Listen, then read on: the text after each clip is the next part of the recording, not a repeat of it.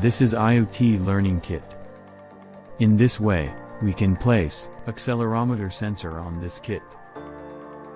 Now connect the USB cable on laptop and click on Upload to upload this code into NodeMCU. Now uploading is completed. This is IoT web panel setup for accelerometer sensor, real-time vehicle running status, cloud data update, and theft monitoring. In this way, it is going to measure running status of vehicle.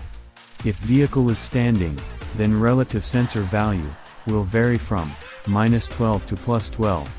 If vehicle is moving forward, then relative sensor value will be more than 12, and backward motion, this value is less than -12.